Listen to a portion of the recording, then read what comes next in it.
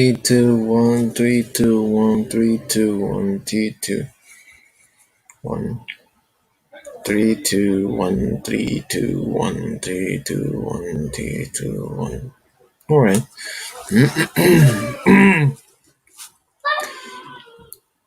Hello, everyone.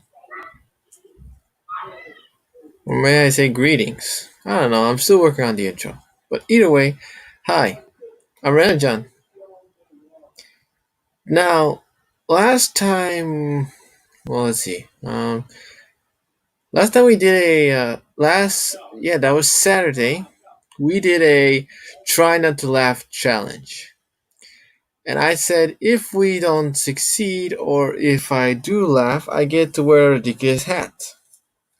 No, this is not the ridiculous hat because I won. So that means that I don't wear a ridiculous hat. I just wear my normal hat. And hello there. Hi. So since the try not to laugh challenge failed, well actually I almost laughed, but since it didn't make me totally laugh, so that means I won't live stream with a ridiculous hat. Today is called a bit of all. And why is it called like that? Well, the thing is that we're going to have like a bit of tons of stuff because Jasper sent me so many videos. I think he got crazy with power. It's like he knows my DM. He knows where I who am I, and well, actually, not doesn't really know my identity, but still, he does know what about me. So he got mad with power. He inhaled too much flex glue.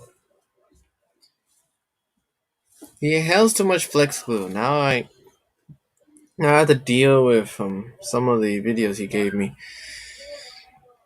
I haven't seen some of them, and I don't know if they're already good or something. So this is where we start to say, what can possibly go wrong? So welcome, Angel.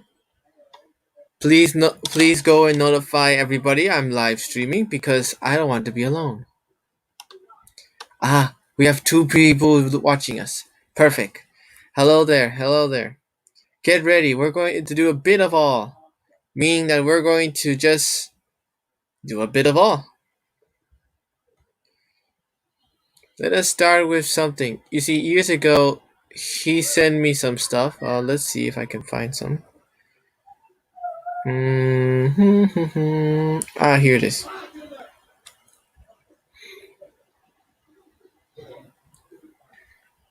So, according to the bit of all, let's do. Let me see. Which one was it? Ah, here it is. Now let me get it all set. Hello, Jasper. Jasper, can I be honest? You have gone mad with power.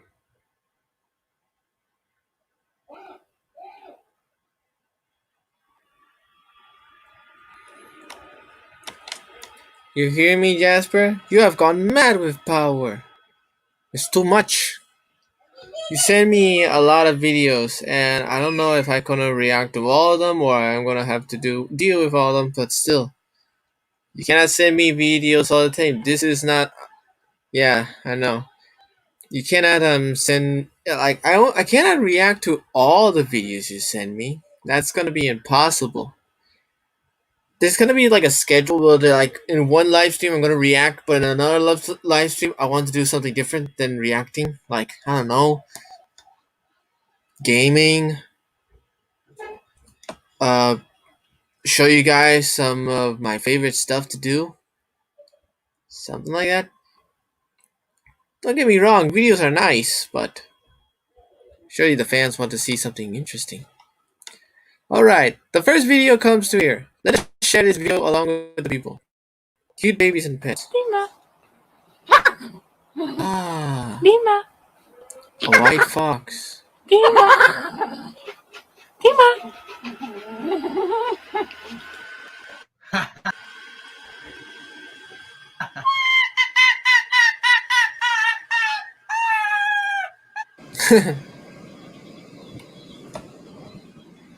Run, run! It doesn't seem so bad. Pet fox.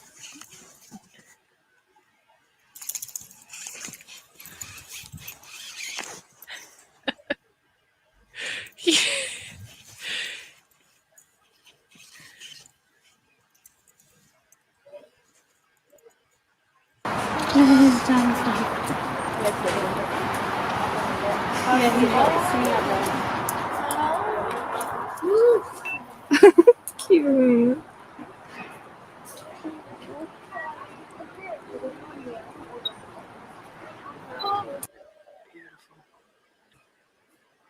Oh, and we're stretching and we're yawning, just like a cat. Oh my goodness. Oh my goodness. That's a good picture right there. He fell into the. No. You get Foxy kisses? I'm actually. Wow, I'm recording the Foxy kisses. Oh. She's grooming me. Nice. What about you? What are you doing? Oh, you sweet little fox. Hi.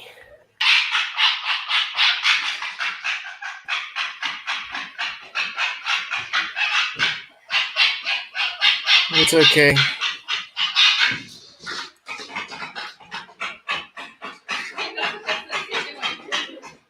No.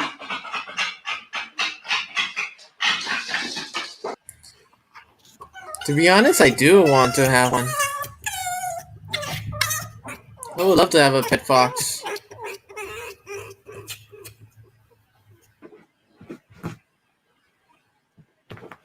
If I do have a pet fox, I'll call it Roxy.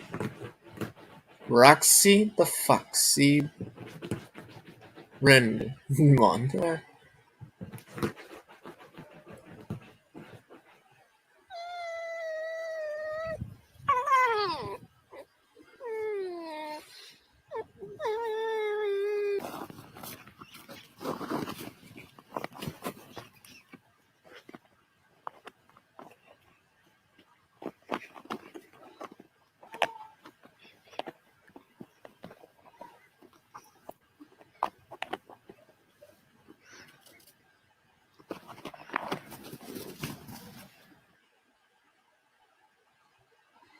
Foxes love bananas. Good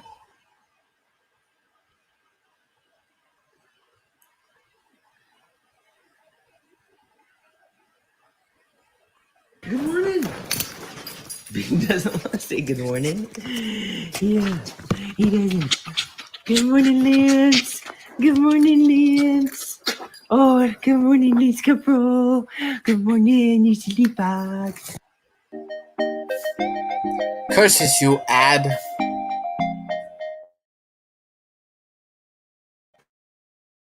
Skip. Oh shit, another ad. Skip, skip. Ow, okay.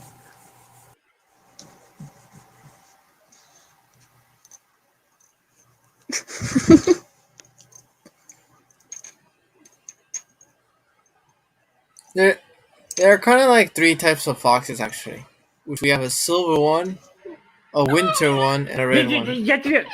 Нельзя. This is the type of fox I would like to have. Ну-ка, A red one. вылазь.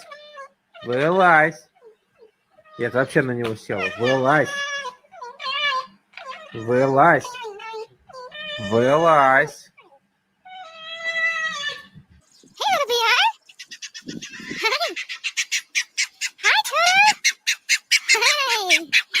Hi. Are you peed? Are you peeping? Are you so excited? Are you so excited? Oh, here, Munchie. Oh, sorry, here. Don't put your tongue in there, my God. You must be really thirsty and hungry. Oh, baby. Hungry for some little boys. The big. You guys could say, no, please.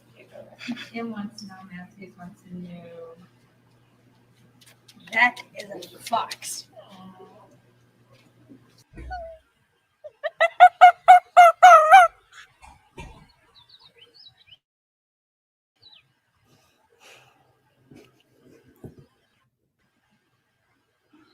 Oh,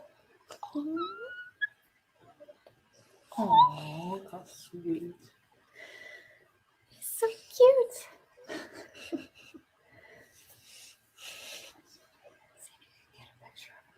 I did. Hi, Penny. Do you want to come out?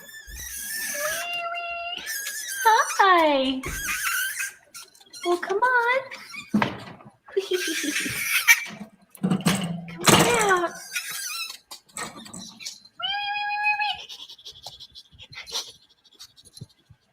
Hi, cutie. They like to play in the slides. It's really interesting.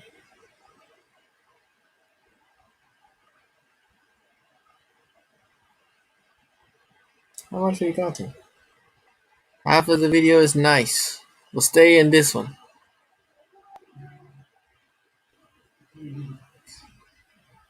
Adorable little foxes, huh?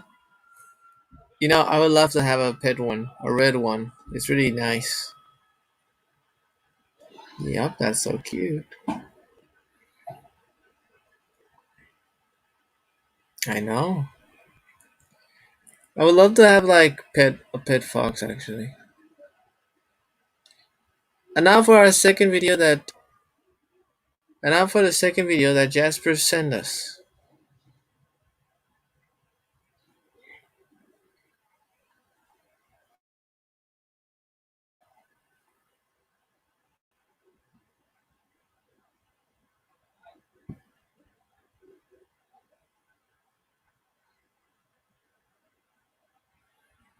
It's in Russian.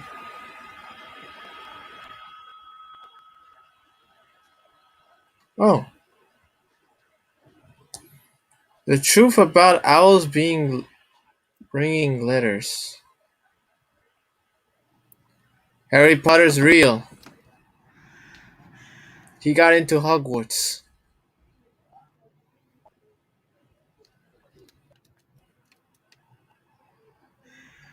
Oh, hey, This guy got into Hogwarts.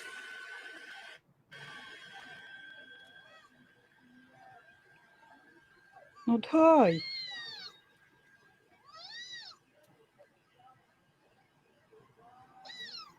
Почта России. Ну,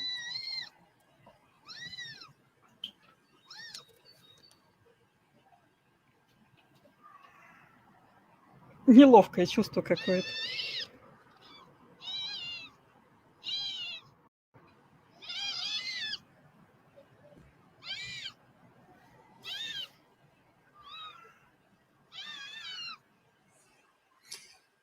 The guy is saying, "Hey, give me back my acceptance letter from Hogwarts." He'll Ты мне never get into портишь всю Hogwarts. постановочку, ну.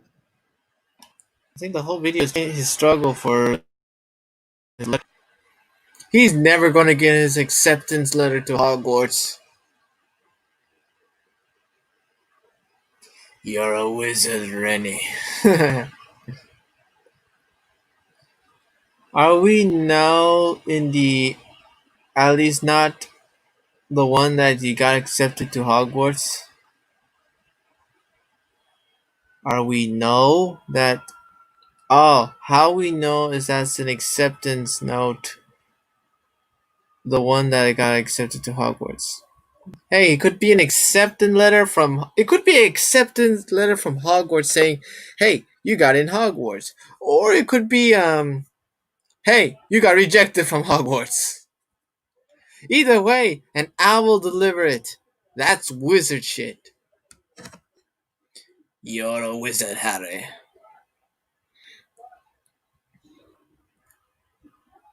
That's all. The rest of the video is just this guy struggling to get his letter. While that's happening, let us go to the third video.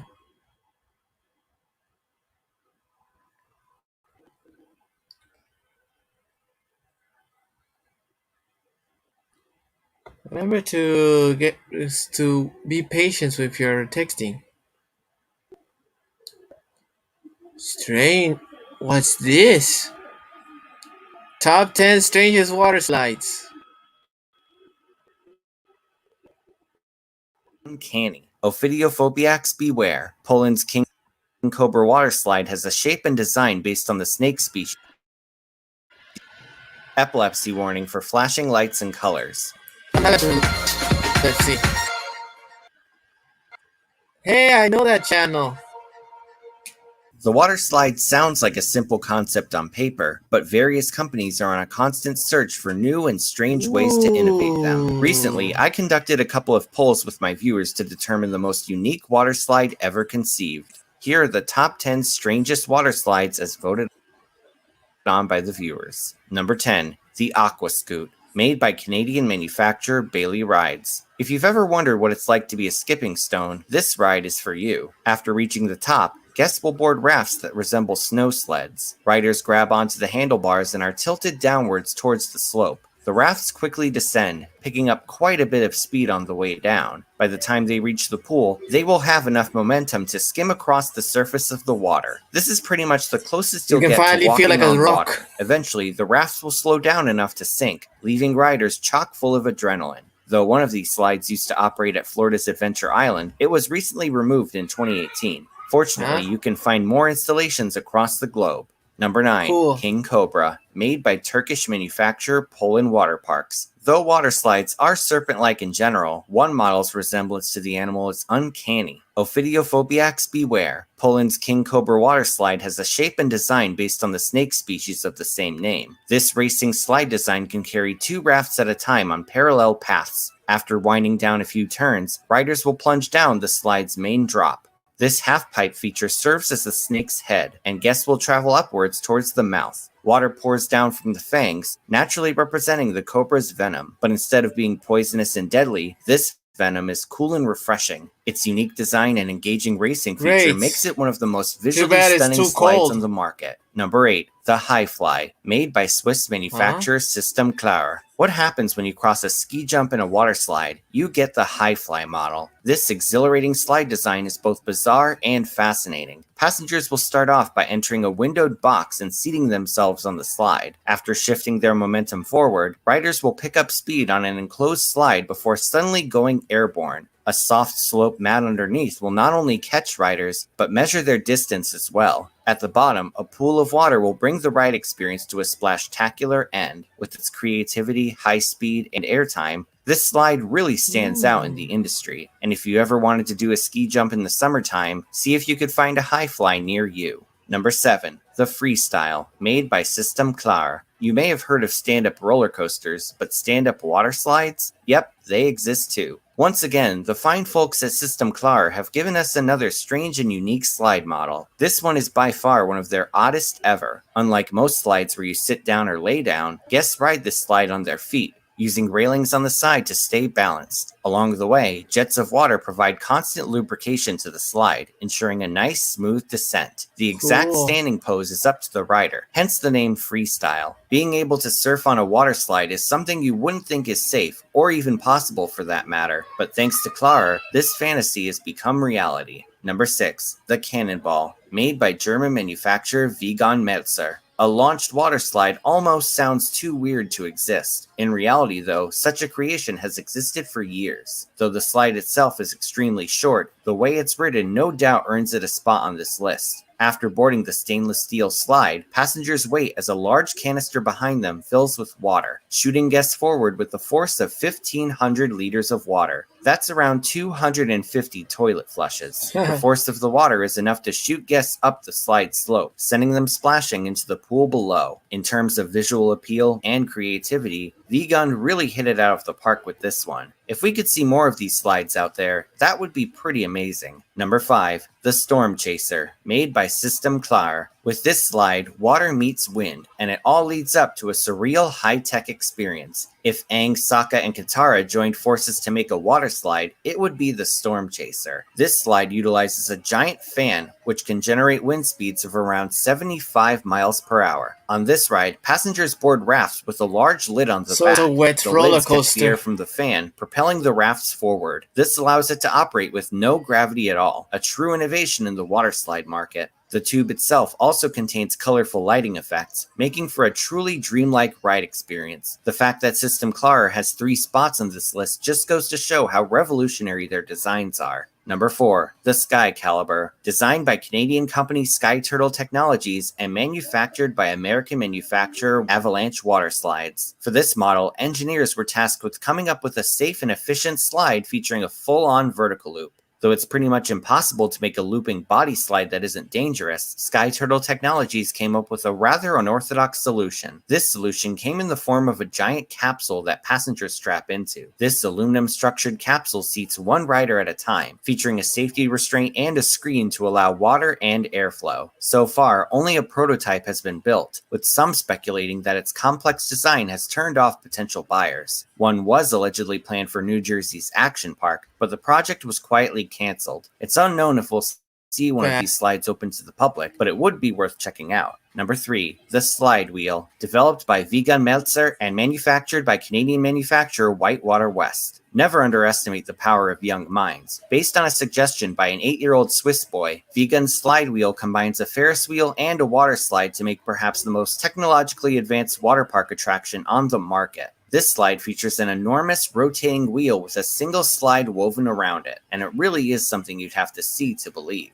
Passengers enter the slide through the center on a multi-person raft. After entering, the rotation of the slide will take riders through the twisting course. Along the way, the rafts will rock back and forth as gravity maneuvers them through the tube. After navigating the entire wheel section, the raft exits through the center, this time on the opposite side. After another slide section, the ride will end shortly afterwards. This slide was an instant hit upon hitting the market, and the first model at China's Chimlong Water Park drew quite a few people to ride it. Since then, the industry has shown great interest in this model, so expect to see more of these pop up. Number 2, Flyover. Located at the Netherlands Tikibad. One of the most famous water parks in the Netherlands is undoubtedly Tikibad. This indoor and outdoor water park features a plethora of thrilling slides to check out, but at one point in time, it was home to perhaps the scariest slide of all time. Imagine a water slide with no air and only water inside, one that sucks you through it like Augustus Gloop in Willy Wonka and the Chocolate Factory. It sounds terrifying, but it actually existed. First opening in 1994, this slide known as Flyover would be known as the world's only underwater water slide. Riders would enter a pool and dive underwater towards the slide's entrance. They would then be sucked up into the slide and taken through it before ending up in another pool. Like me when I first found out about it, you may be wondering how such a slide is even possible. The answer is science. Specifically, this phenomenon is known as the communicating vessels principle. This principle dictates that water can easily be transferred between containers through a tube, thanks to the forces of gravity and air pressure. This will work just as long as the second container's water level is lower than the first. So since the second pool's water line was lower than the first, guests would naturally be sucked right through the slide. As a safety measure, the slide was capable of draining in around 5 seconds if riders got stuck. Eventually, this slide became far too expensive for the park to operate. Most riders were terrified of the very idea of the slide, so it didn't receive a high ridership. Plus, concerns over riders panicking and inhaling water before the slide could drain was reportedly a deciding factor as well. It's unlikely we'll ever see one of these slides again, but if you got a chance to check it out, let me know about it in the comments. Number 1, Cannonball Loop. Located at New Jersey's Action Park. One infamous part of New Jersey history is Action Park. This amusement park has become well known over the years for its dangerous attractions. Due to a lack of safety regulations, many of the park's rides would cause a variety of serious injuries over the years. Perhaps the most notorious attraction was the Cannonball Loop water slide. This slide was pretty much a clickbait YouTube video in real life. It was actually dangerous, and it was actually banned. According to a former park employee, this slide was, quote, the brainchild of some Swiss guy they imported on a week-long visa. This slide would do what no water slide had done before, incorporate a vertical loop. Unlike the Sky Caliber, passengers wouldn't be strapped into a capsule. This attraction was far from safe. One rumor has it that when park staff used dummies to test it out, they would come out with missing limbs. They would also allegedly pay staff $100 each to test it themselves. And upon its opening, one park guest claimed he hit his head on the slide while descending the loop and was knocked unconscious. While the slide did have an escape hatch for those who couldn't make it through the loop, the injuries were still undeniable. The slide would only be open for a brief period of time in 1985 before being reportedly shut down by state officials. Nowadays, the park still operates as the infinitely safer Mountain Creek Water Park. During a brief rebranding as Action Park in the mid-2010s, park officials planned on opening a Sky Caliber model as a spiritual successor, though once again, nothing came of those plans. Perhaps water slides just weren't meant to have loops. Before I wrap things up, I want to give a special shout out to my newest Patreon supporter. The question is,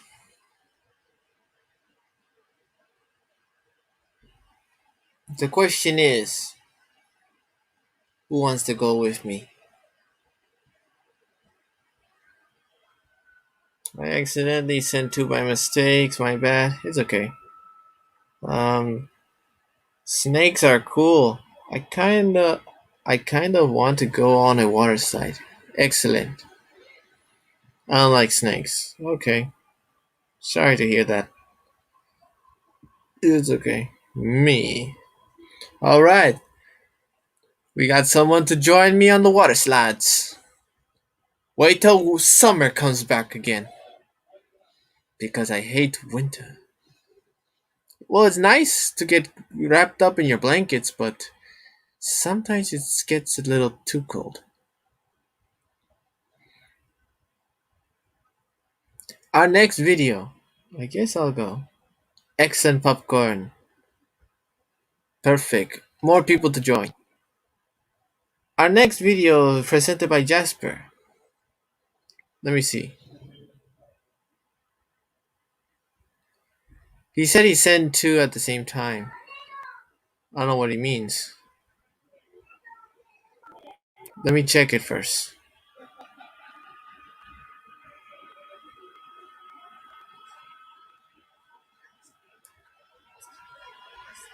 Oh, now I get it why. Aha.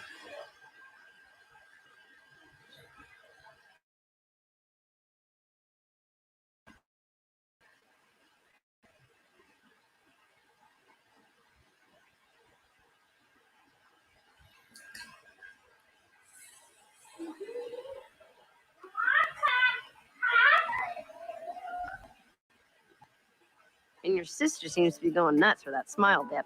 Ugh. Before we see that, let me adjust the screen.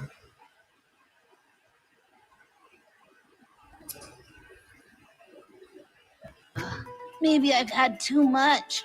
Have you ever taken a bite of candy and found it to be less than satisfying? Candy is supposed to be an enjoyable treat, however, some brands manage to miss the mark. I'm sick. I don't know why. Prepare for disappointment with this list of the top 10 worst candies ever ranked. Worst candies? That's something you don't hear every day. Let us see. Tootsie Rolls. What if it does? What? I love Tootsie Rolls.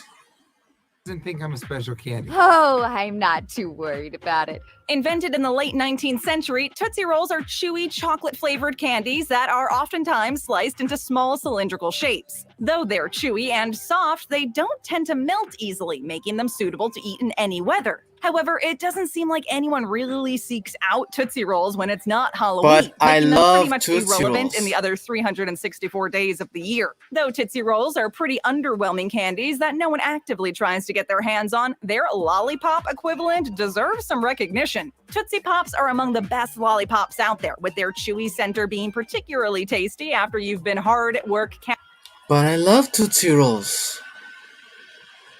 counting how many licks it takes to get to it. Combining the Tootsie Roll with the hard candy of a lollipop was a genius move on the company's part, but it still manages to be a mystery just how the OG Tootsie Rolls still manage to come back and plague our Halloween parties every single year. But I love Tootsie Rolls. To do something. Candy corn. Why?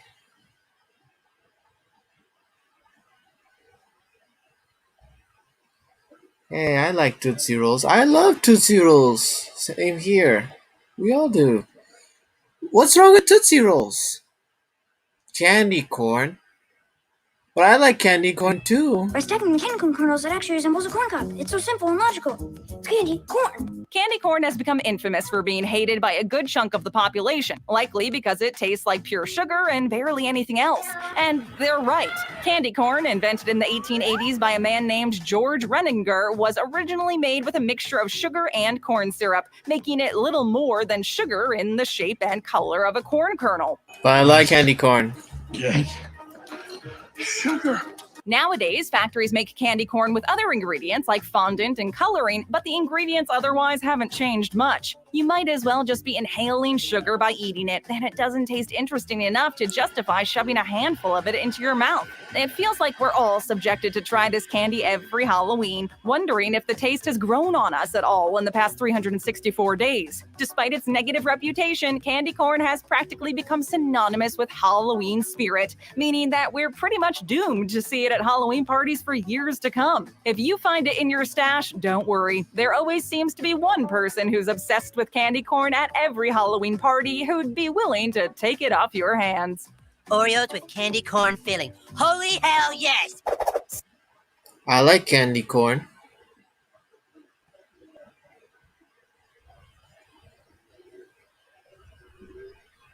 What? Why candy corn? I love candy corn. I can't eat a candy corn anymore, but I like it. I love them, and little pumpkins. Yeah, what's wrong with candy corn?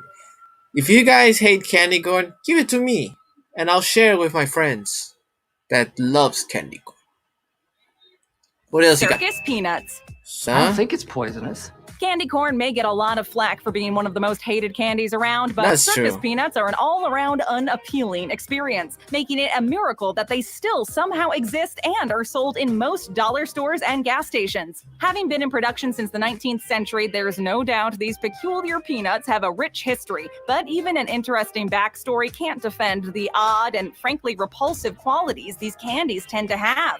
Gross, but correct. They're marketed as marshmallow peanuts, which seems innocent enough until you find out that most circus peanuts use artificial banana flavoring. Unless you're marketing to a very specific niche, banana flavoring is essentially the kiss of death to most candies, which is why it rarely serves as the primary taste of any candy. It seems completely counterintuitive to market a marshmallow peanut without making it taste like peanuts at all, let alone adding the questionable banana flavoring. The survival of circus peanuts may be tied to how they don't seem to be associated with one company in particular, unlike most of the other entries on this list. Circus peanuts are usually offered by the generic brands in convenience stores and gas stations, or advertised as penny candy in old-timey candy boutiques. Because they're not tied to a single brand, circus peanuts have managed to withstand the test of time, even if we'd much rather use them to pack boxes instead of consuming them. They still need those.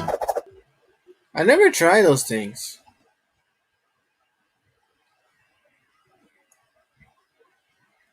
I wish there is candy corn Oreo flavor in real life. Yeah, that would be nice. I like circus peanuts. Okay, bro. Well done too. I never tried them. People always say that banana is a bad taste for candy. I don't think so. Banana's okay. But I never tried those things. You guys, in case we can finally go outside and stuff like that, I'm gonna try some circus peanuts.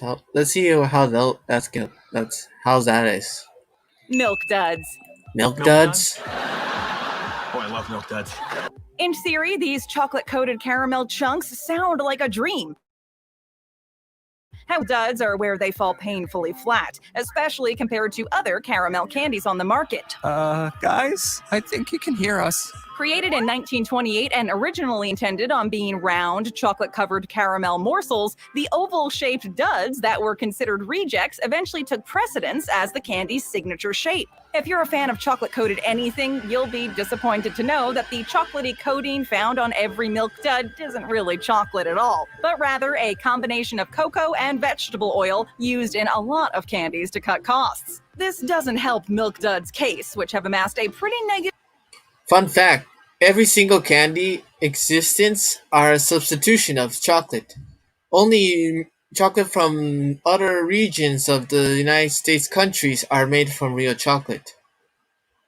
Reputation for being bland tasting and impossible to chew. When you finally manage to bite into one, the caramel sticks to your teeth for dear life and could probably aren't careful. More often than not, the candies tend to melt together in the box, creating a giant Franken dud that you'd have to pry apart in order to eat properly. If you're hungry for chocolate-covered caramel, you'd probably enjoy a bag of Rolos instead of a box of Milk Duds. You can taste the difference in quality between the two, with the latter of the two tasting more like plastic than candy by comparison. I'd love some Milk Duds. We don't have any. Bit-O Honey. I like.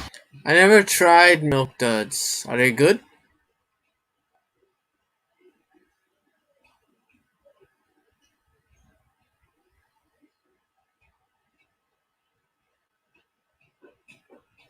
What the hell? I love Milk Duds. Who made this list? I don't know. Some idiot? I don't know. This channel did popcorn.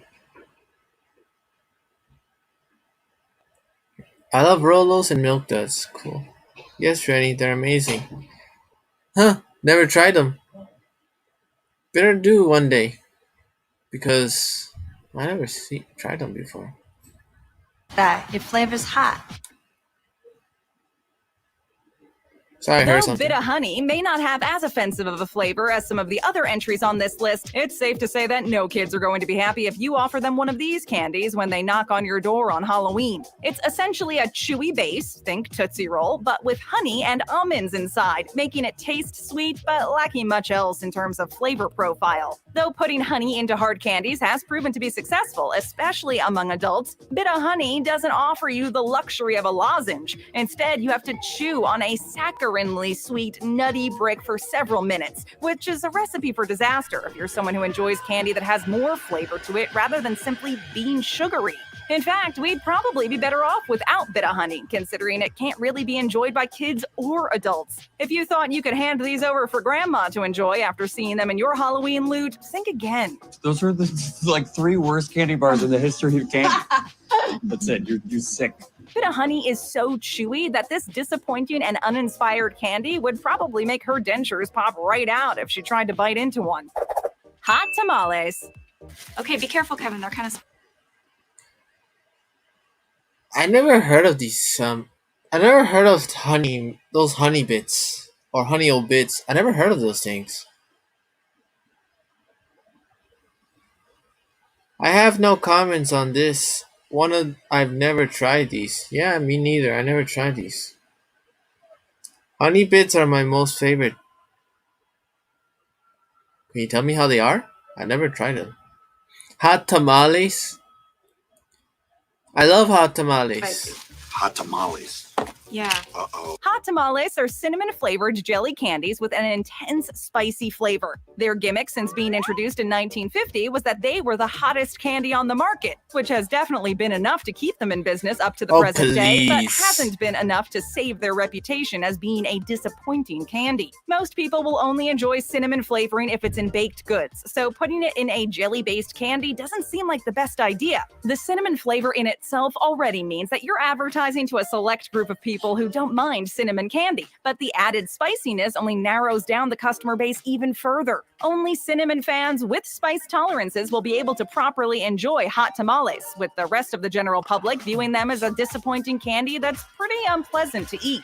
Hot tamales can be fun if you want to test your spice endurance, but you won't be coming back for more if you're part of the 99% majority who can't stand cinnamon flavored. A tongue was in a deep sleep, and a spicy prince came and kissed it back to life. If you want to make trick-or-treaters' mouths burn on Halloween and be considered a horrible person by the rest of the neighborhood, hot tamales. I like hot tamales.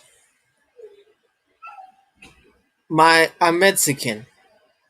Eating something spicy is the thing that we do every single day. Good for you, Rennie. Okay. I like hot tamales, but I don't like me every time. I cry when I eat them. Cool. To be honest, I can't handle spicy food. I can.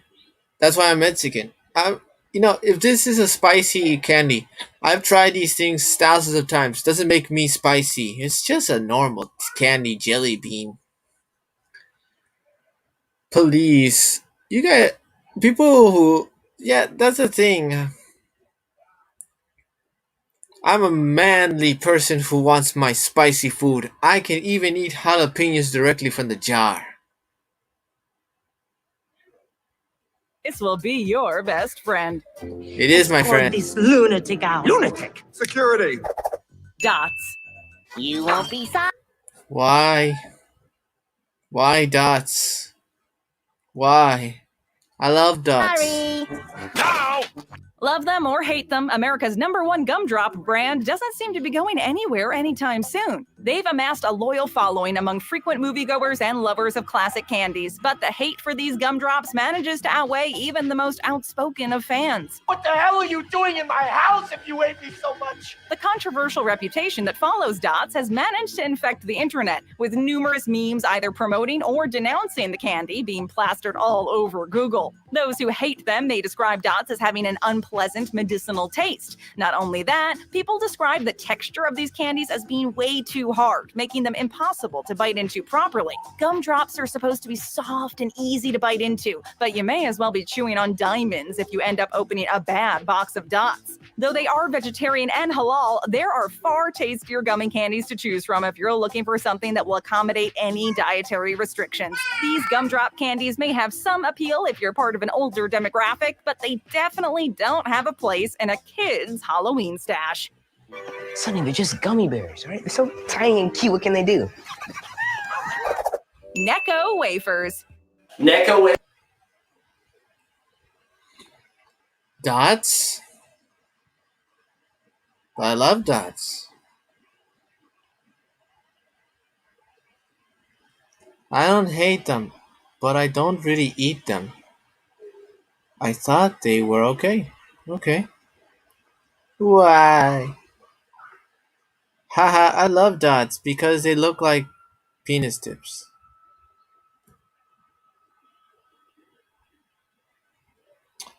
I'm gonna ignore that.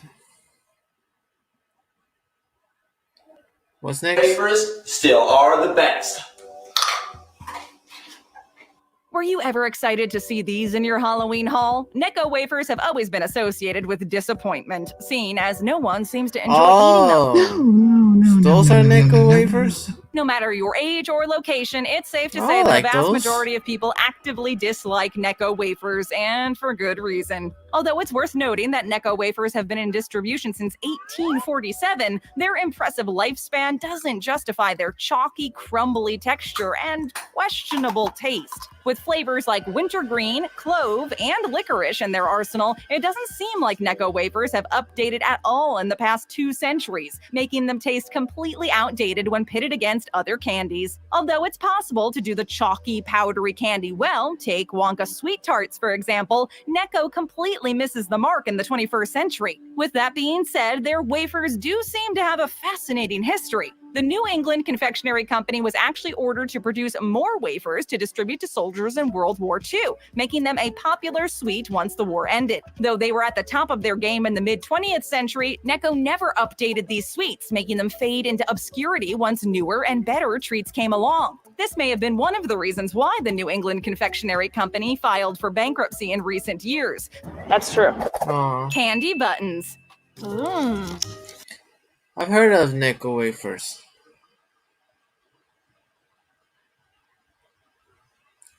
I heard of Necco wafers. I like them.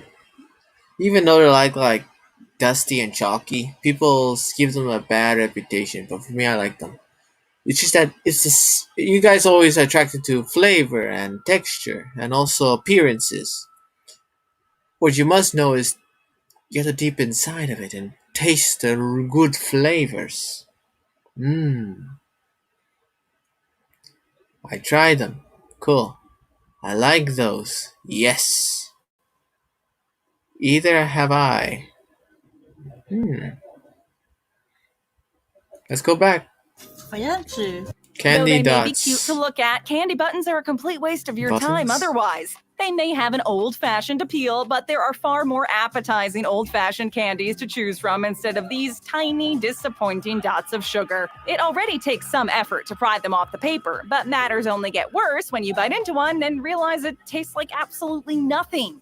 Come on! It's not even real food! Though candy buttons are supposedly flavored, they don't taste like much more than crunchy, vibrantly colored sugar. Not only that, but you're pretty much out of luck if any of them melt onto the paper. Picking the buttons off becomes a nightmare, and you'll more often than not end up with paper in your mouth. He's eating paper! If you're peeking around in a classic candy shop, you're much better off picking up some artisan chocolates or saltwater taffy before paying actual money for candy buttons. Having only been made in the 1930s, their old-fashioned label doesn't quite measure up to some of the other, tastier candies that have been around for longer. Candy buttons are high effort and little reward, so you'd probably be a lot happier spending your money on a candy that takes less time to eat and tastes far more appetizing. I never eaten candy buttons before. I don't know. Are they good? Are they good?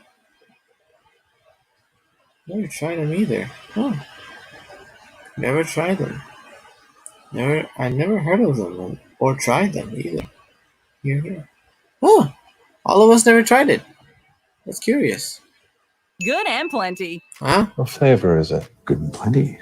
It's almost impossible to find anyone who actually likes black licorice anymore, so it's a wonder how Good and Plenty still makes its mark in movie theaters across the country. The candy is a cylindrical capsule of black licorice wrapped in a pink and white candy coating and has existed since the late 19th century. If you purchase a box of Good and Plenty without knowing exactly what it is, you're bound to be disappointed when you bite into one and find it's full of spicy, unpleasant black licorice. Though Twizzlers and Red Vines have managed to keep strawberry licorice afloat in the candy industry, black licorice seems completely outdated, even among an older marketing demographic. However, this doesn't mean that Good and Plenty will be going anywhere anytime soon. With a profitable company like Hershey in charge of producing Good and Plenty, it's unlikely that they'll suffer huge losses if this candy fails commercially, which means they can probably afford to continue selling it to the tiny percentage of consumers who don't mind black licorice. Oh, so delicious! I gotta have more. If you aren't one of these people, you're better off picking out a box of Mike and Ike's the next time you're looking for something sweet to munch on at the movie theater. If you want to make up your own rules, open up your own theater. For more great... You are an idiot, Mr. What's the name of this channel?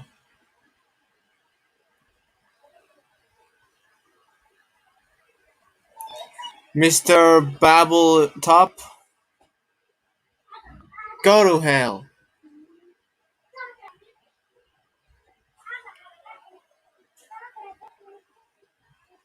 Let's see. What is it? I like Good and Plenty. They have a good taste. You like black licorice? That's curious. I haven't had these in years. Oh, so you have had these. I have meh feelings of it. Okay, that's okay. Mike and Ike's, yes. I don't like that video. Me either. This video deserves hate and be buried under the ground so deep that it will burn in hell.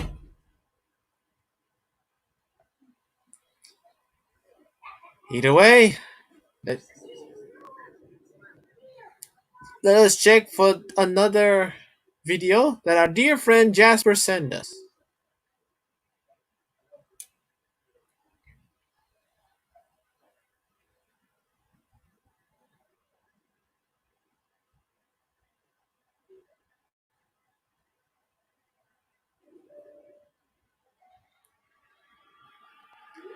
The fox who...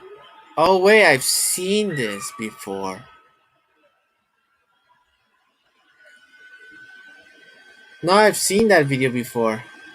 It's about when they rescue this fox and take care of it after a few days. Let me see.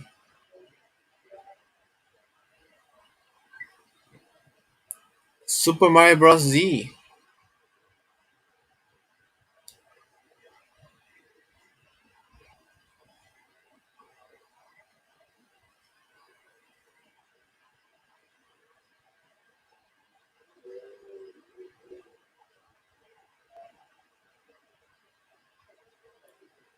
I'm interested. I've heard of that series before.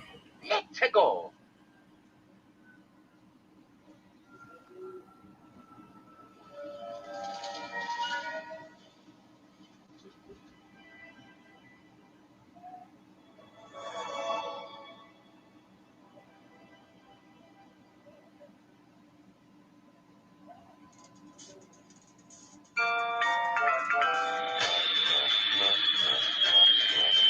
It's me, Mario.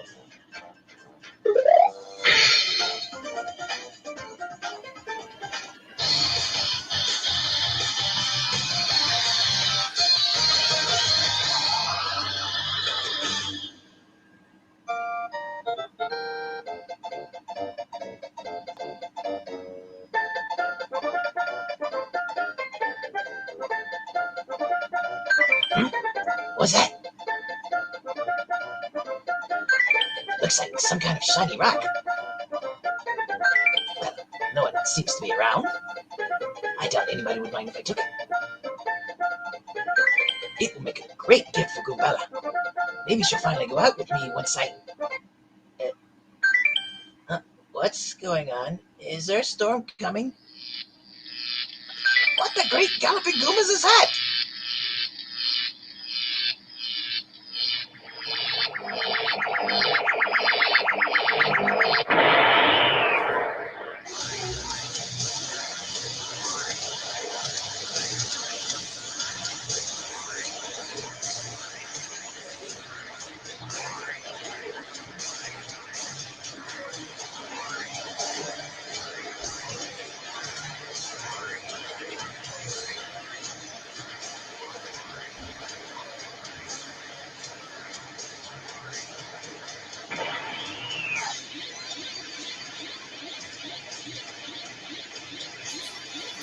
Mecha Sonic.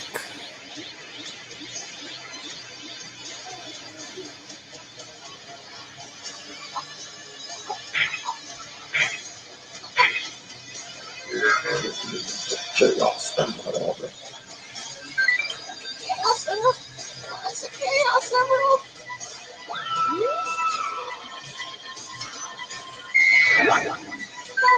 Stop!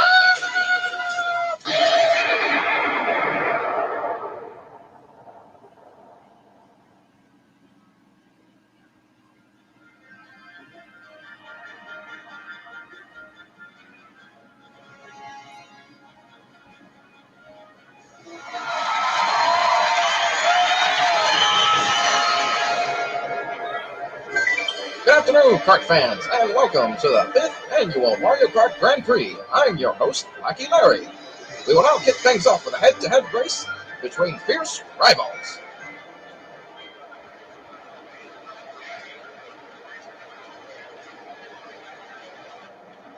Introducing first, riding in red fire, the heroes of the Mushroom Kingdom, Mario and Luigi of the Mario Brothers.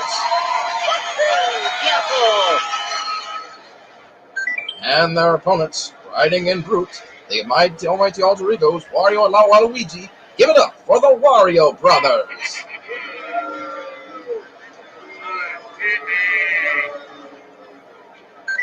We'd also like to dedicate this Grand Prix to our beloved princess of the Mushroom Kingdom. Please give a big hand to our very own Princess Peach.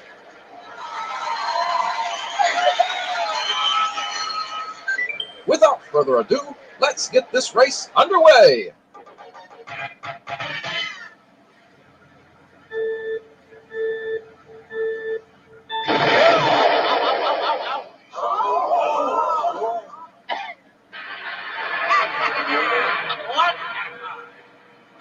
Oh my! The Mario Brothers appear to have a problem.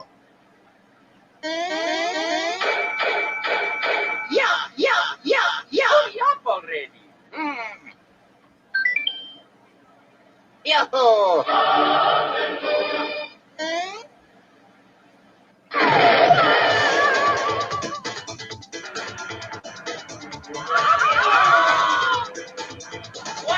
Hurry up!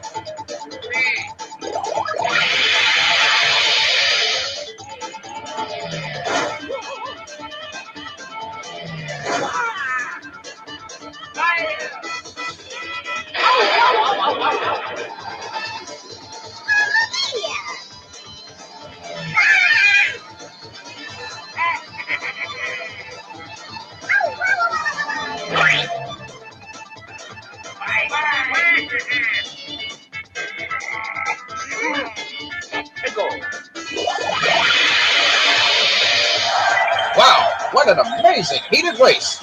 Neither team are showing any signs of slowing down. Both carts now neck and neck as they approach the finish line. Oh, ball bomb. Ball bombs.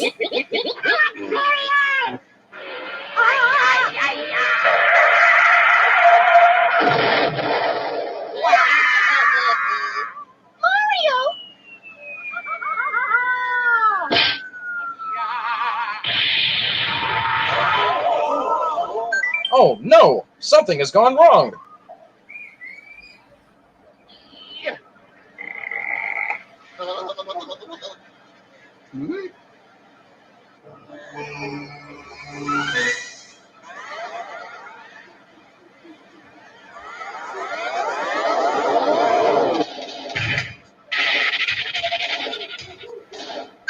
Presenting the great king of all Koopas and soon to be master of the Mushroom Kingdom, I give you the amazing Bowser!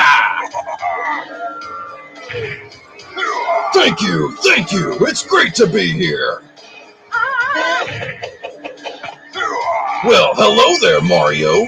Sorry to crash your little Mario party, but today I have a little date with Destiny! Oh no! He wants to kidnap the princess! Hey, Cloud Boy! How did you know about my plan? Well, no matter. That's only half of my plan. For you, my dear mushroom-munching moron, have been the thorn in my side for far too long. So I've decided the only fitting punishment would be to beat the living tar out of you in front of all of your fans. Oh, you don't think I can, do you? Why don't you put your money where your mustache is? It's go time!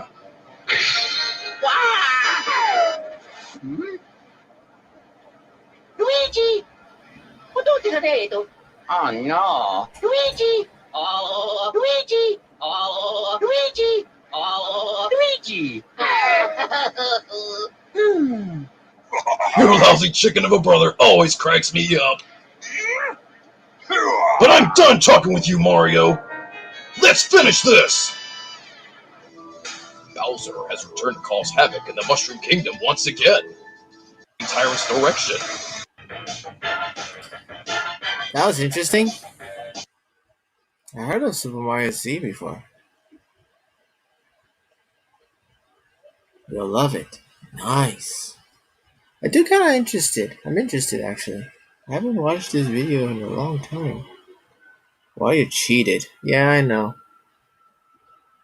You love it. I'm interested. Haven't watched this video in a long time. Cool. Well, you cheated. Yeah, he's known for that.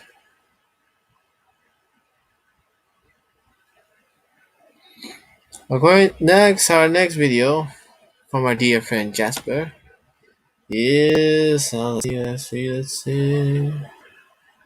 I think it was video number 3.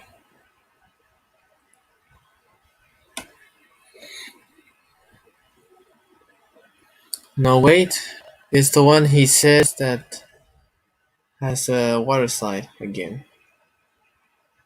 Let's see video number 4.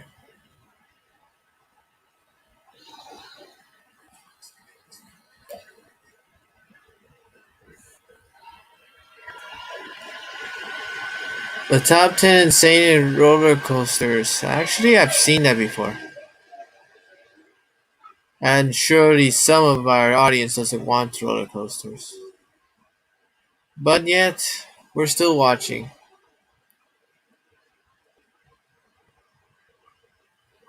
I do love me some roller coasters. Never built. What?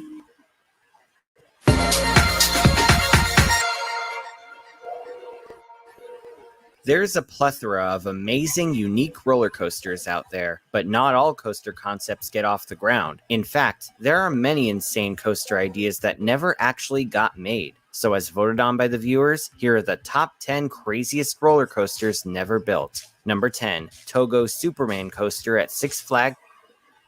Before I go, let me check. Oh yeah, everybody's here. Yeah, I know how you feel.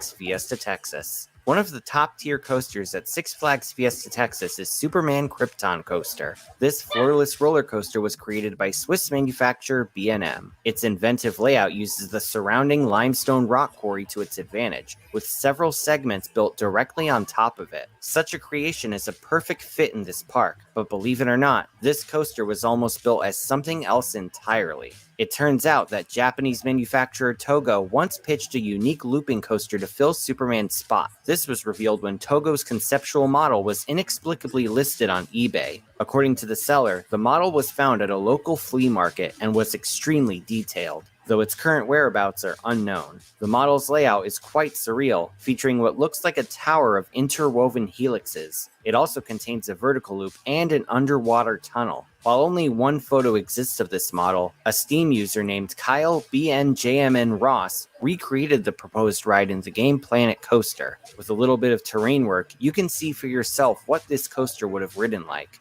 And to be honest, it looks pretty amazing. Its unique layout uses the quarry to its advantage. As of right now, this model is available for download on the Steam Workshop. So if you're a fan of Planet Coaster, you can find a link in the description. Number 9, the Free Fly X model, made by American manufacturer. Poor roller coaster. You never were built. I wonder what it'd be like if you were. S&S Sansei. In 2009, American manufacturer S&S Sansei installed Tranan at Sweden's Skara Summerland. This model is known as a free fly and is by far one of the most unusual family coasters on the market. This ride seats passengers in swinging ride vehicles on each side of the track. Though the layout technically features inversions, the swinging trains keep passengers from going upside down. The coaster was critically acclaimed by the industry and would receive the award for Best New Ride at the 2009 IAAPA Expo. However, its low capacity allegedly hampered its appeal in the coaster market. S&S, however, was determined to build on this model and would eventually create the Free Fly X concept. Shown only at the 2013 IAAPA Expo, this coaster turns the original family-friendly concept into something much more thrilling. The conceptual animation featured floorless seats on the trains and had a much higher capacity than the standard Free Fly. Its vehicles would allow for a much more intense ride experience, and S&S hoped to make an impact in the thrill ride market. Unfortunately, despite the initial splash it made in the industry, it never really caught on, and would soon fade into relative obscurity. However, in 2019, the company would build a spiritual successor to the Free Fly X with the Axis coaster. This model forgoes the wing-style seating in favor of seats that sit directly above the track. Upon its announcement, this model instantly went viral in the coaster community, and was arguably the most talked about roller coaster concept in years. years. Don't be surprised if you see one of these bad boys open up in the near future. Number 8. The Swine at England's Southend Pier. For almost 200 years, the Southend Pier in Essex, England has been the longest pleasure pier in the world. The pier itself contains a pedestrian walkway, a shuttle train, and a small amusement park named Adventure Island at the base. At one point, though, there were plans for an even bigger entertainment center to be built on it. First conceived in the 1990s, this proposed project named Atlantis City was the brainchild of businessman Tony Garner. Garner's company Epic World Leisure sought over $50 million for the project, which would consist of various new attractions. These attractions included a shopping center, a movie theater, an observation tower, and a massive roller coaster built entirely over water. This thalassophobic coaster would have some truly impressive stats. It would be 246 feet tall, with a top speed of 83 miles per hour and an absolutely wicked 9 inversions. This would have given it more upside-down moments than any other roller coaster on Earth. While it did sound awesome on paper, Garner was unable to find the necessary funding for the project, and despite numerous attempts to revive the concept, it never got off the ground and into the water. Fortunately, though, after years of seemingly being lost to time, the conceptual video was found by researcher Nick Skinner, who was kind enough to provide it for this channel. If you want to check out his website, I put a link in the description as well. Number 7. The Sky Surfer model, made by American manufacturer Aerodynamics. Imagine taking a flying coaster and putting another train on top of the track. You'd get this truly bizarre concept by Aerodynamics. Up until recently, only patents existed of this creation. However, just a few weeks ago, YouTube user Aero Enlightenment Leader posted high-quality footage of the concept from a vintage promotional CD-ROM. This disc came with a press kit, and it was meant to showcase the many innovative concepts Aerodynamics had in the pipeline. These concepts included the following: a diving inverted coaster named the Aerobatic, a Virginia Reel spinning coaster concept, and an extraordinarily bizarre attraction named the Extreme Zone, which, by the way, is probably the most early 2000s name you can think of.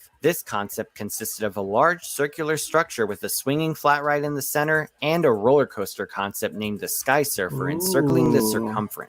This coaster consists of one-passenger ride vehicles on a double-sided track. The top of the track would have a rider in a face-down bodyboarding position, while the bottom of the track would seat the rider in a face-down flying prone position. The layout would be a circular downward helix with bank sections and inversions scattered throughout. Despite the epic scale of this concept, though, Aerodynamics would go into bankruptcy around the same time this promotional CD came out.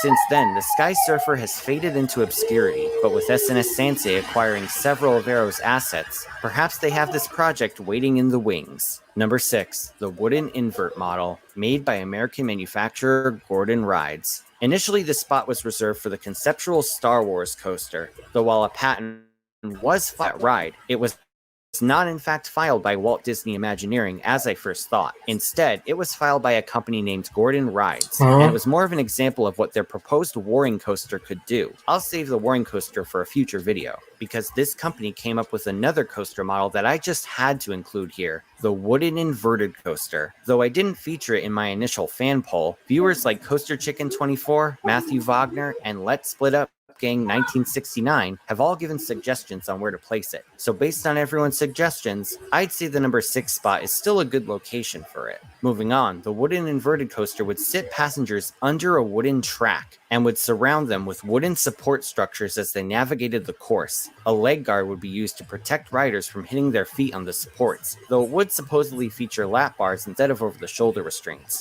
Another thing worth noting is that this concept was allegedly incapable of inversions, which would have been a pretty hard thing to do here. The patent describes the coaster as providing, quote, a distinctive, rough, noisy, out-of-control feeling of freedom, which are enjoyed by many roller coaster enthusiasts. Whether the natural rumble of a wooden coaster would translate well to an invert is unknown, but this was no doubt an extremely creative innovation. Unfortunately for Gordon Rides, the failure of their Mega Whirl flat ride at Brooklyn's Coney Island would end up bankrupting the company. The ride was a financial disaster, which was made even worse when damage from Hurricane Sandy made it extremely difficult to relocate. Hopefully another company will come in to revive these concepts. Number 5. The 400+ foot Terror Coaster at Germany's Heidi Park. As of right now, the tallest roller coaster with a lift hill is Fury 325 at North Carolina's Carowinds. This is by far one of the most intimidating and impressive coasters in the world, but believe it or not, its record could have...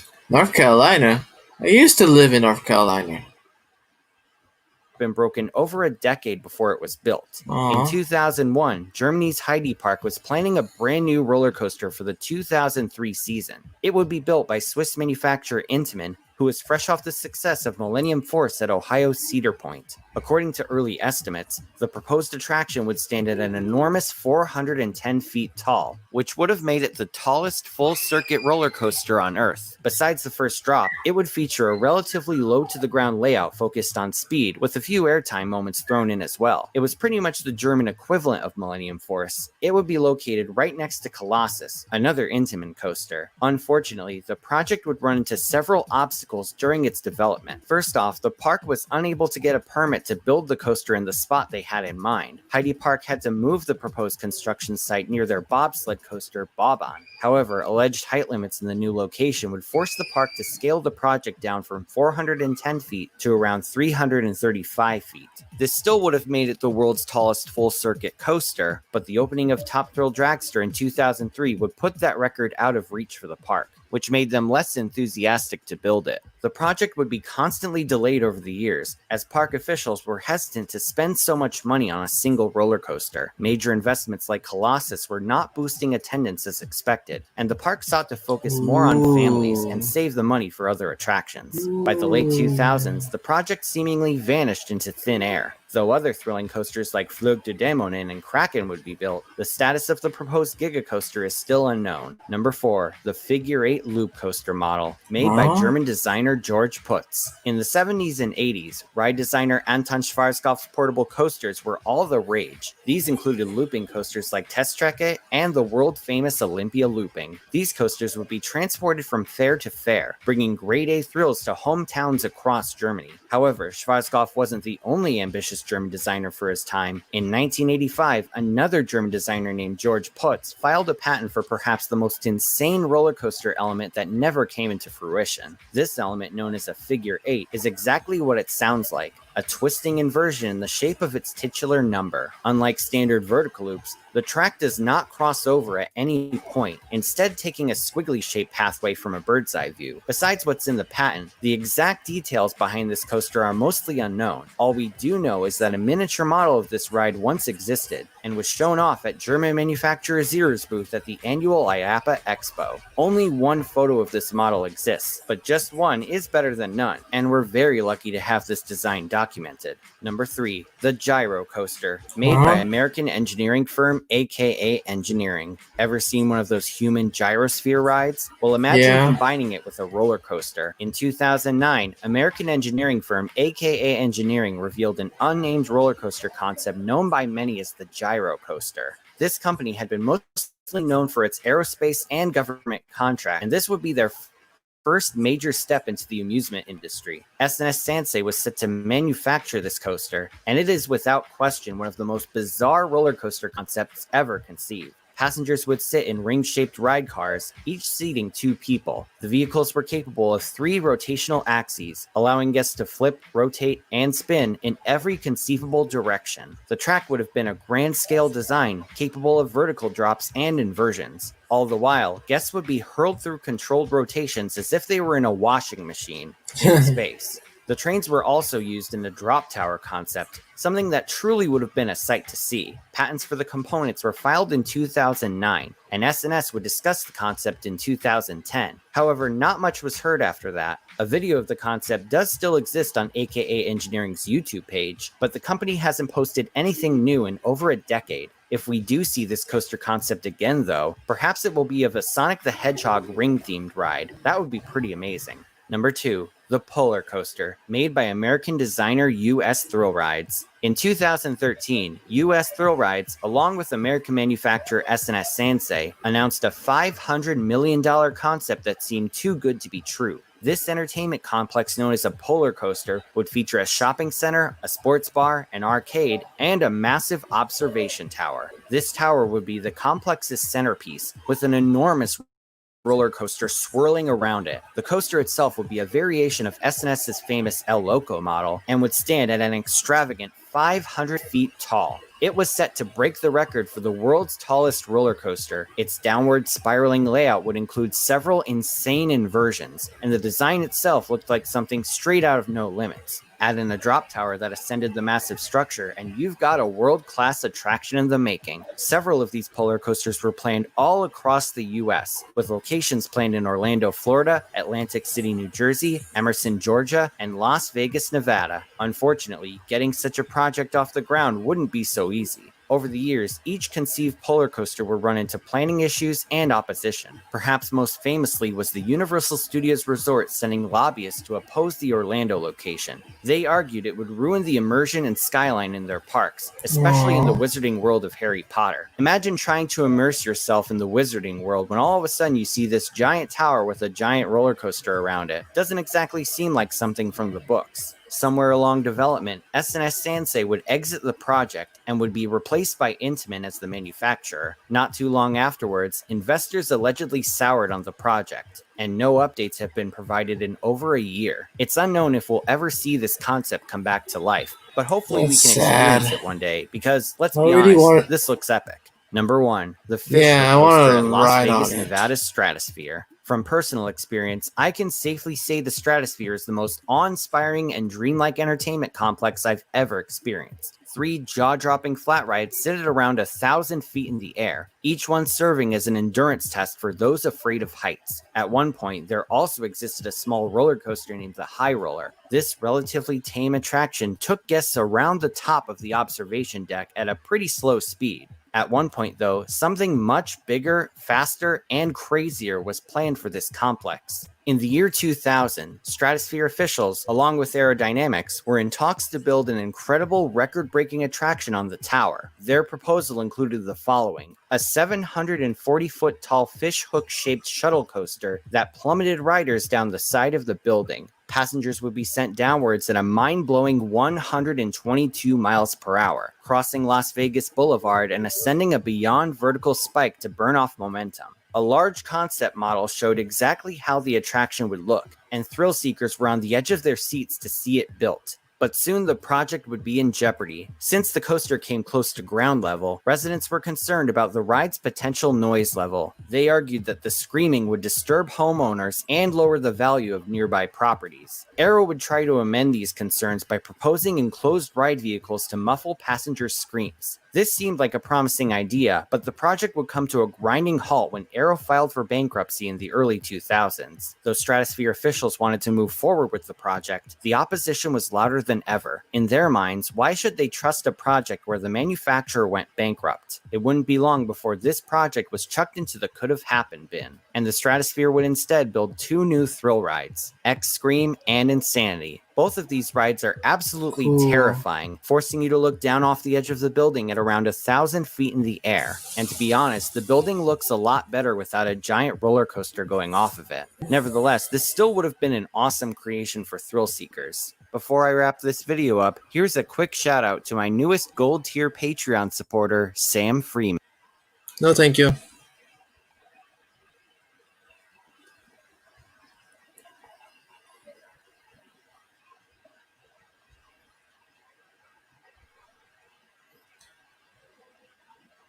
Pets band in the back.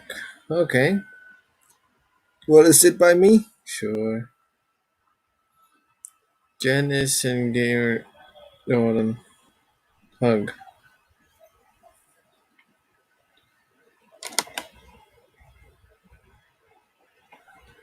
Hug. Hug back. That looks insane. Yeah, insanely, but I like it. Hold on tight to you. Thank you. You look scared. Wow. That doesn't look safe. It doesn't, but hey. Die with the thing you love more. Holy cow. To be honest, I want to ride them. But too bad they were never got built. And now for the last one.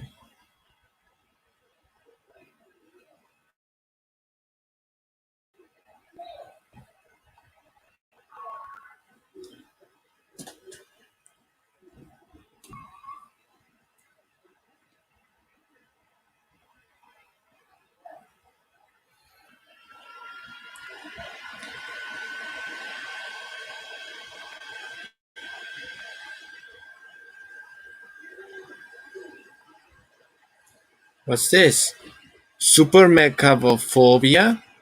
Images with creepy ambience?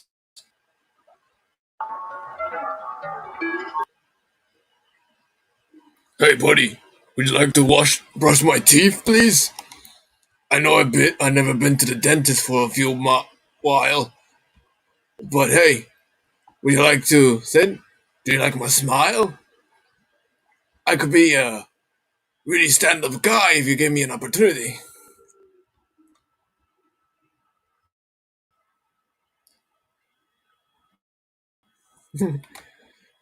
Come on, doesn't my smile make you happy? Well, yeah, I didn't went to the dentist for a few while. But hey, I could be a child. They want me to sing Baby Shark?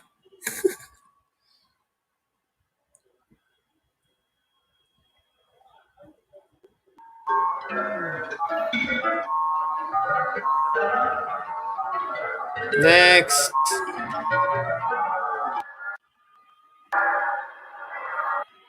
Behold a new attraction. It's called the Swine Viper. While you go on a roller coaster, this thing comes in there. So zoink. So zoink. This thing looks like an animatronic.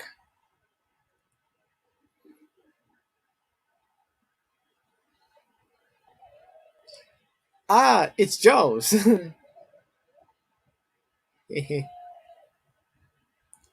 It's a new attraction. It's called the Chomper. Any ride you go, you're just riding on the side, and next thing this thing comes down and goes shing shing, ching ching. Not that creepy. Next.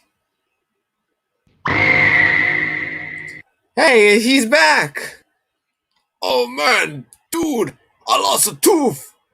I was eating some candy. I was eating some candy, and then suddenly it fell off of my. Could you help me find it? I need it. Man, dude, you need to go to a dentist. Oh man, you even bust your nose. Man, this guy is in pain. Somebody help him.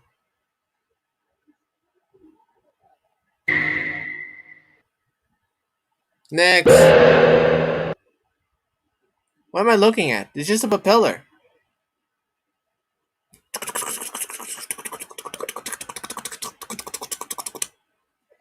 It's just a propeller. Where's the creepy thing?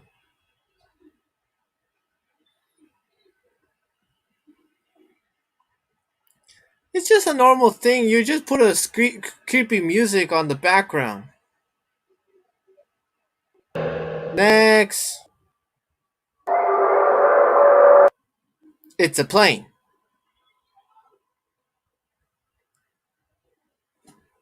Where's the creepy thing? Is it inside the plane? Is it those two dots right there? Is that Warren receipt? It's just a normal plane. A military plane. Really old.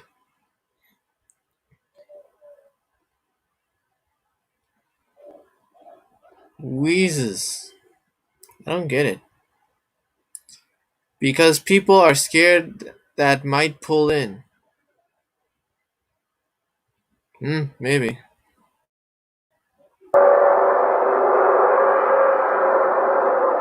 Just give it a scary music. Next!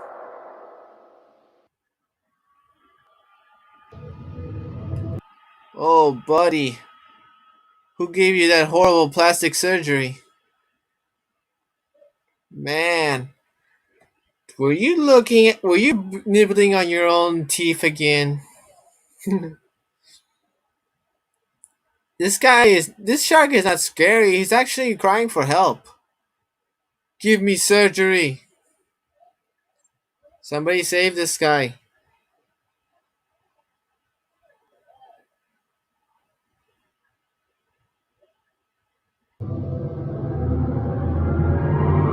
Next. Is that an animatronic of Universal Studios? Look. I think I see like Universal Studios because there's a door on the background of this fake thing, the tunnel here. It's just a attraction. It's just gonna pop out going. All right. Next.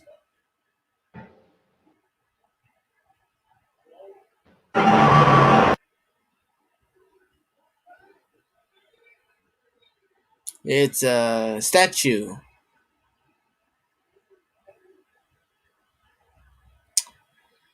A statue of a crocodile.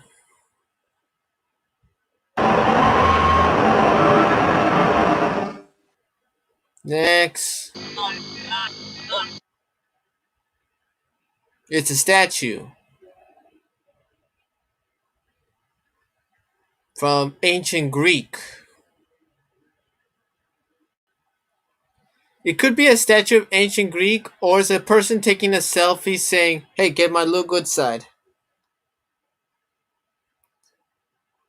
Next. It's Metal Shark, the rival of Jaws. Jaws versus Mecha Shark. He was okay. This one is putting me to agree. This is putting me to sleep. I meant to say. Oh, okay. It's Mecha Jaws versus Jaws. Jaws 800. The Return of Jaws.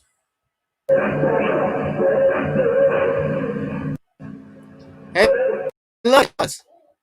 Hey, look! It's a crocodile. This crocodile looks sick.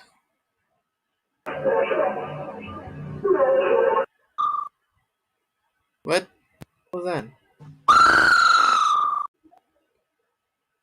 You hear that? The shark is scared.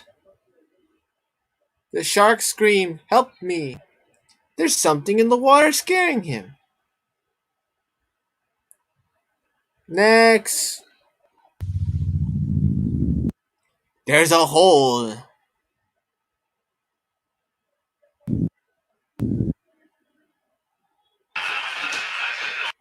Welcome to Universal Studios. Look at our figure or statue of Nessie, the Loch Ness Monster. Who wants to take a picture of it? Next.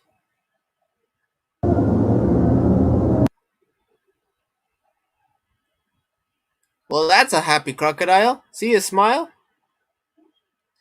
Oh, buddy, you need to go to a dentist. Look at all these teeth crooked. Need some braces? Want some chicken?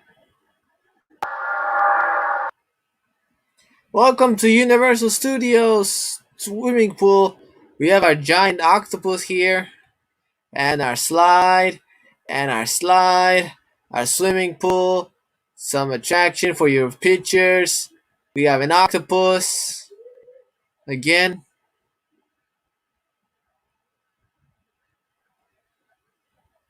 Next.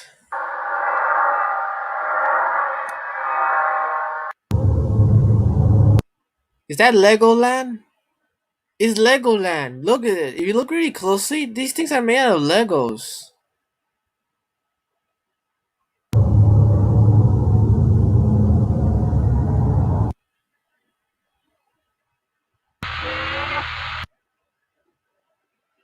That's really creepy actually, but it's actually a rock painted.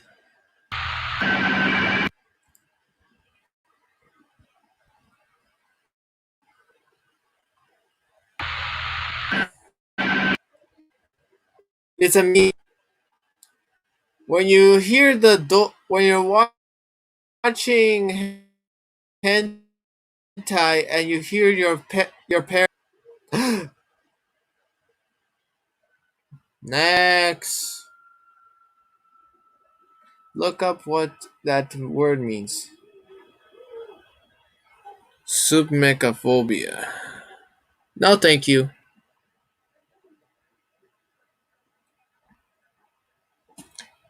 Ooh, we've been filming for an hour and 28 something. And now for our final thing, we're going to lovely friend Jasper here has sent us some images so we can rate them.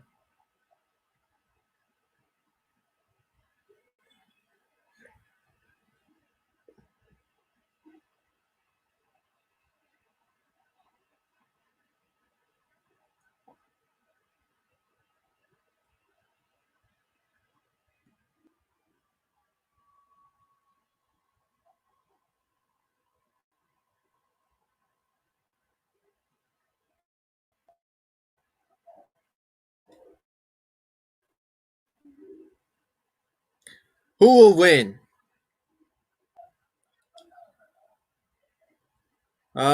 This Pokemon or Renamon? To be honest, I do not know who is this. I don't know what's his or her powers. But he is getting a lot of popularity than Lucario and Renamon. I don't know, but either way, I don't know who it is, and I don't know if it's Renamon or something. I don't know their powers. So, hey Jasper, but Renamon do look cute in this photo.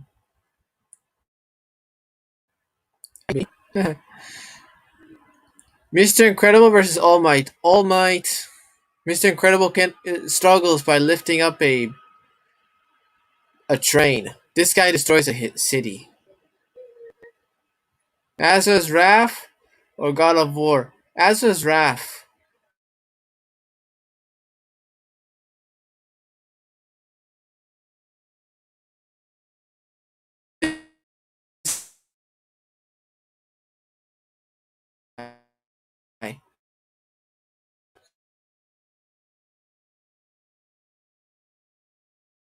Zadger, since it's like anime,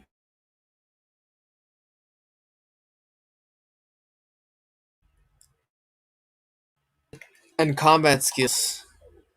And God of War is like more realistic, more down to earth, but he's not so strong to lift up a planet. So people will say stuff about this guy. So what's next? Maleficent versus Voldemort.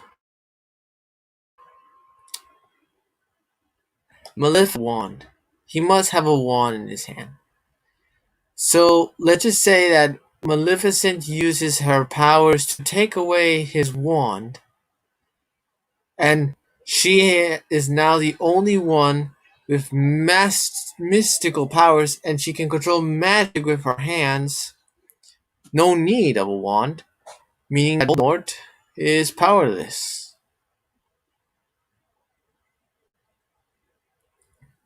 That's the thing, you have to look at it.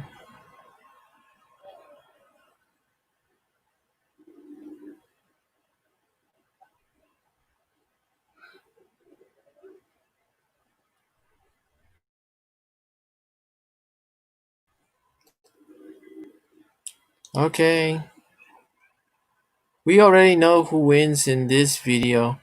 This is group at least.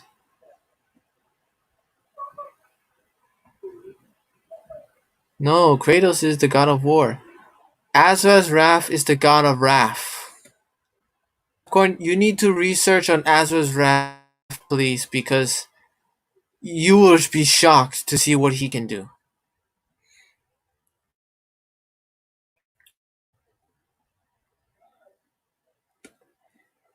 Finn from Adventure Time versus Gale. Gale. No. Wait. Now, Finn doesn't have any powers, mechanical arm, and he has a good way to use the sword. He, on the other hand, has powers. Powers like flaming, like he's like he like Ryu from Street Fighters. So I think KO will win if he's like stronger now. So if it's like stronger KO, he could beat Finn.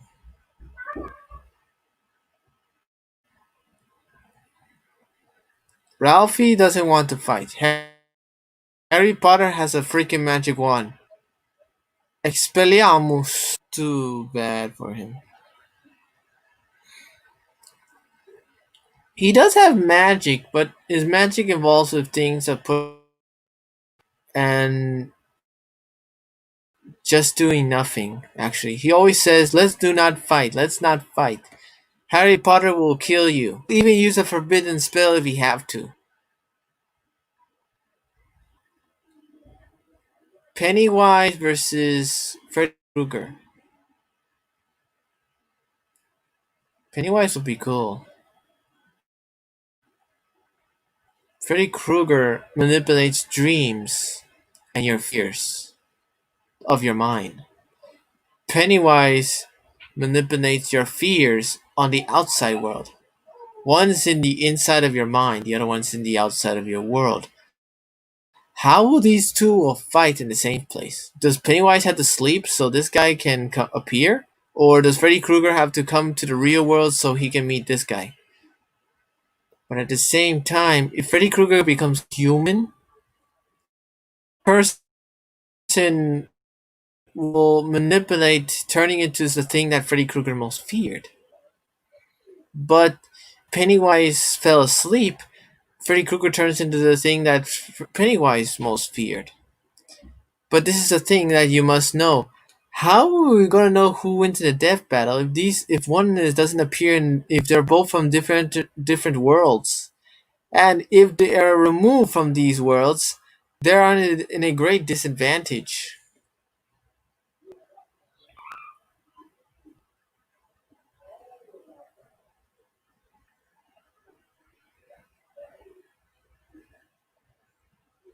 Voldemort caused spells without wands.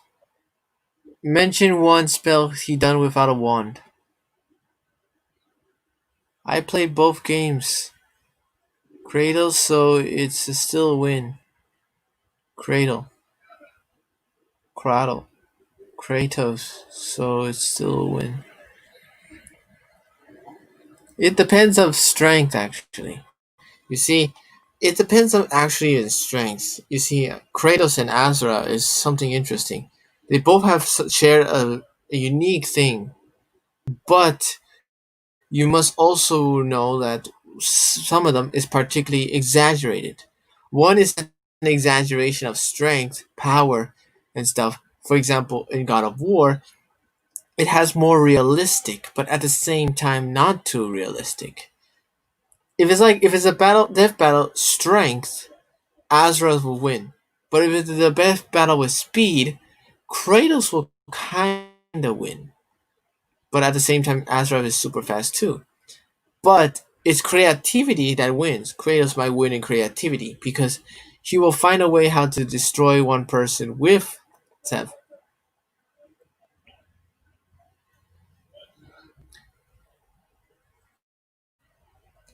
Kratos has literally lifted the weight of the world with one arm and threw it across the ocean. When he did that,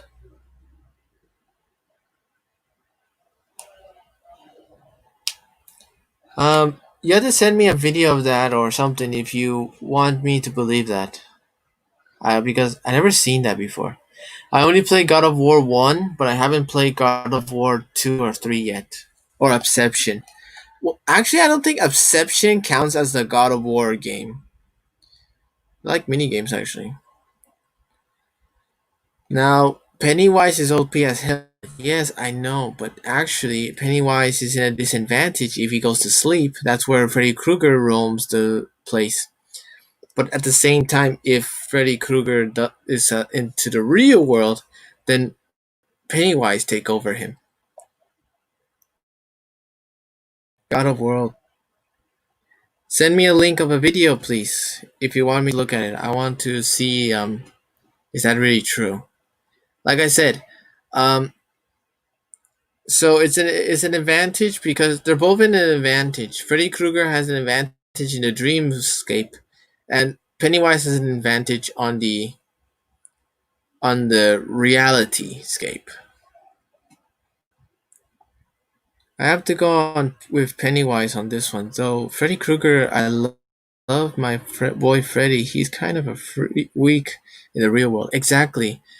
He's really like Freddy Krueger is OP in the dream world, but he's a weakling in the real world.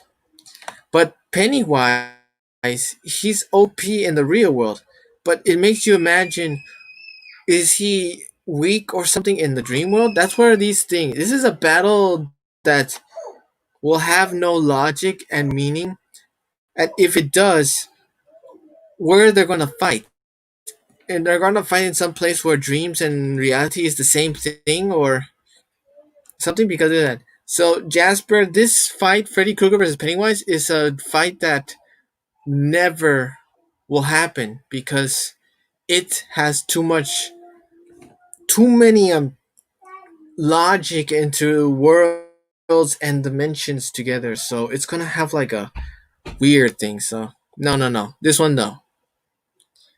Like again, Popcorn, send me a link of God of War 3. That way I'll know that it did happen because I want to know.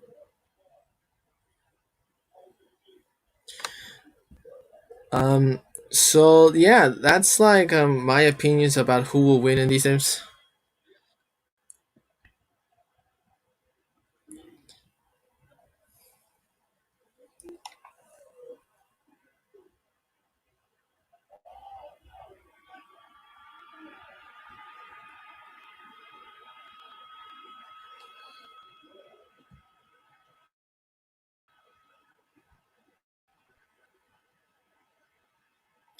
And last and not least, we have Sonic versus Detective Pikachu.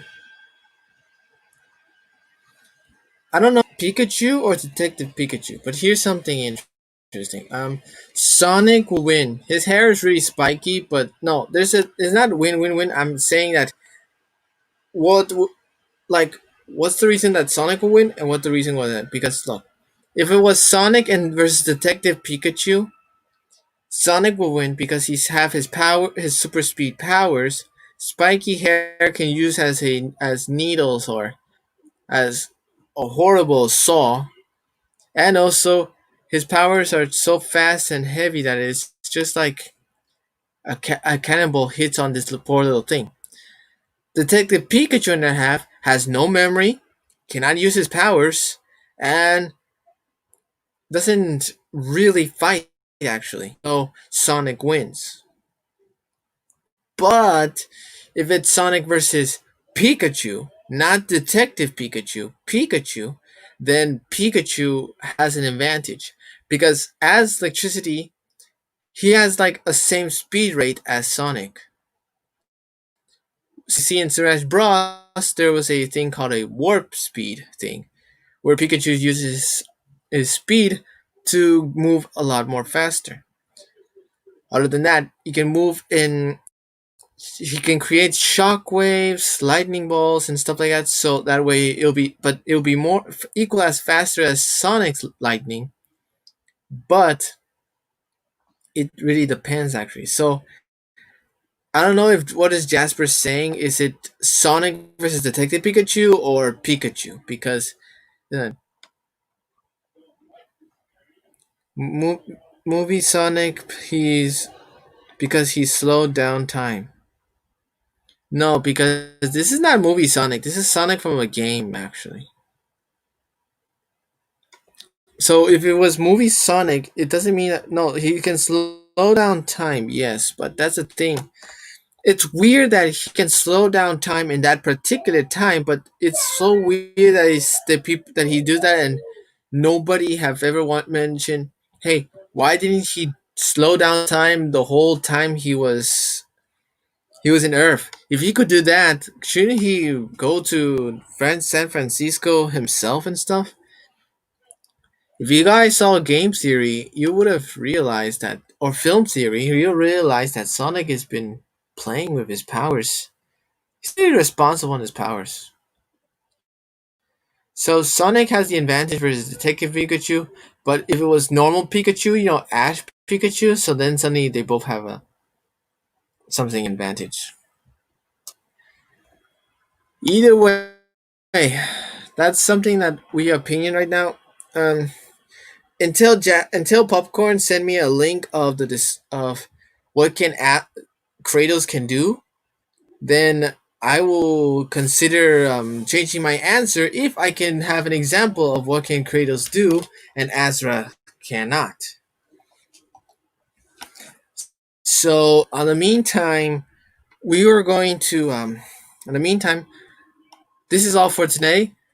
Man, it's almost 2 hours of filming, so that's all. No more. Jasper, next time, do not give me more videos, please. Just normal 4 videos is my limit. You send more than 4, then I will have to. Then I will have to hit you. I'll have to hit you with this bottle of Acqua di Gio by Giovanni Armani.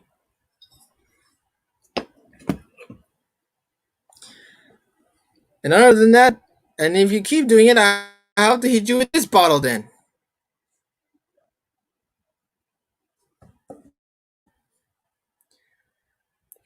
So 4 videos is the limit of how much I can react.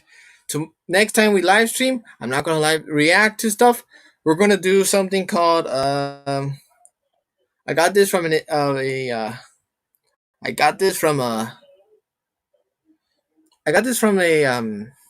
tip saying that we should do 3 stuff. It's called 3 games. Just like Markiplier use 3 scary games, or Jacksepticeye says 3 indie games exactly. So we're gonna do like 3 games, but I don't know if it's gonna be indie or not or something. But either way, we're gonna play some games. I like to get, now that I found out how to work it. Now we can play some more games and stuff. That's all for now. Remember, the video is not over until I boop your nose. So get your noses closer. You know what to do. And that's it. Come here. Boop. Thank you all for coming. Bye-bye.